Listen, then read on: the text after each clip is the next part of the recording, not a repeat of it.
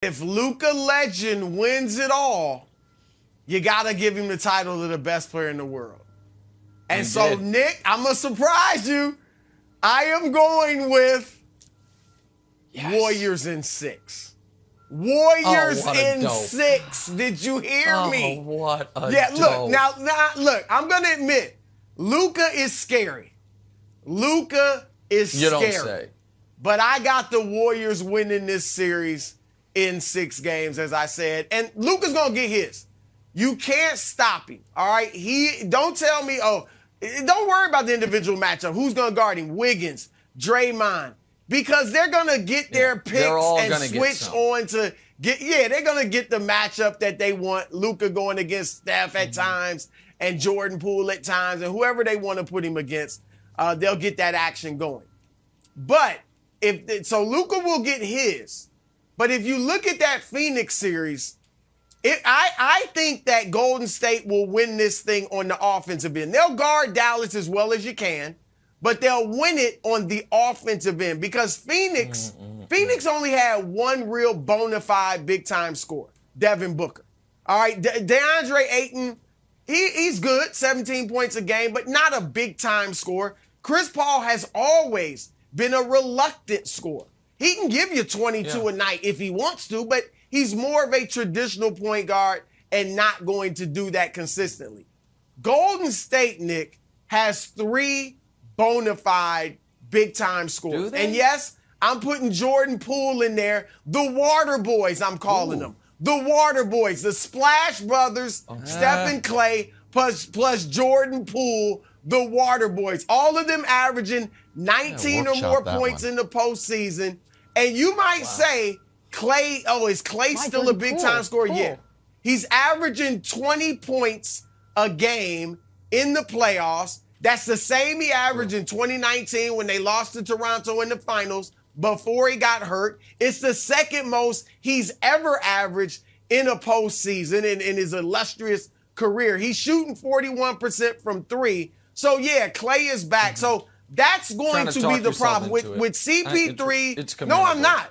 I am not trying to talk myself into it. I'm saying it with base. I'm saying it with my chest. Golden State in 6. Here's the other thing, Nick. They're not going to, they have a pedigree. They have a pedigree that Phoenix, despite having Chris Paul, just does not have. All right? The Golden State Warriors have stared down LeBron James. You think they're going to get intimidated like Phoenix did eventually by Luka Dončić? They have come back from a 3-1 lead deficit on Russell Westbrook and Kevin Durant. There is no hole they could be in. I don't think they'll be in a hole, but there's no situation they'll face in this series that's going to make them crumble and say we're done like Phoenix did. So I got the Warriors in 6. Okay, everyone knows I'm going to say the Mavs here because, I had the foresight, the wisdom, the brilliance to pick the Mavs 2 months ago. So why would I change now? The question is how many games? The Warriors, to have any shot in this series, are going to need to be able to come back from a 3-1 deficit because the Mavs are winning tonight. They're winning both of the 2 in Dallas. It's going to be 3-1 going back to San Francisco, and it's not going back to Dallas after that, except for the NBA Finals. Mavs in 5. And here's why. This is a terrible matchup for Golden State. I'll tell you, I bet you Golden State, home court be damned, was rooting for Phoenix. They watched Dallas beat them 3 out of 4 times this year. They watched Steph's single worst opponent this season was Dallas. Steph against Dallas this year, 20 points on 39% from the field, 29% from 3, and so physically beaten down, Steph Curry, 67% from the free throw line in 4 games against Dallas this year. The problem for the Warriors, and the reason this matchup is so awful, is they're not going to be able to hunt Luka, because Luka will have his choice of who he wants to guard. I personally would have Luka guard Clay. You might say, Nick, Clay, he's a big-time scorer. Yeah, but he doesn't dribble the basketball. So Luka, be out there in space, use your length. If not, guard Draymond. If not, throw him on Looney if you want to. You can just say, Nick, Draymond and Looney on the court at the same time. Here's the problem for Golden State, Wilds. Their fifth guy is going to cripple them in this series, no matter which fifth guy they go with. So you're going to go Steph, Clay, Poole, Draymond as your crunch time four. Who's your fifth? If you go Looney, then you have two guys that do not need to be guarded on offense in Draymond and Kevon Looney. If you go Wiggins, then your only rim defender, Draymond, is also the only guy who has any shot of being able to guard Luka, and he will draw him away from the basket. Jordan Poole, we have seen the Warriors beaten by people hunting Steph. Steph is not the guy they're going to try to hunt. Jordan Poole is going to need to average 25 a game to be a break-even player. Luka is going to pick him out and torture him. What I said jokingly, Phoenix was doing unfairly to Luka, that's what Jordan Poole's about to deal with. And by the way, his offense has fallen off a cliff the last 3 games anyway, because contrary to the opening of the playoffs, Jordan Poole is not already a top 20 player in this league. This is a brutal matchup for Golden State. They're going to need Steph to have the best playoff series of his career for them to win this series. That's not going to happen. The Mavs are the better team, guys. They dominated them in the regular season. They have the best player. They've been better in these playoffs. Wilds, don't you dare. Did he just convince you, Wilds? That's the only thing Did that he just could convince you? that could. Broussard.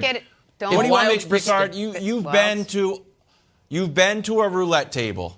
Nick is the guy with a huge stack of chips that you see him keep on picking the right ones. And you're like, I don't know, I don't buy that at all. But then the next thing you know, bingo, there's the Mavs. So against that story, I'm still going to pick the Warriors in 6 because I believe in Draymond Green. Good job. In Draymond's, Good job. Thank God. Draymond is in a video game.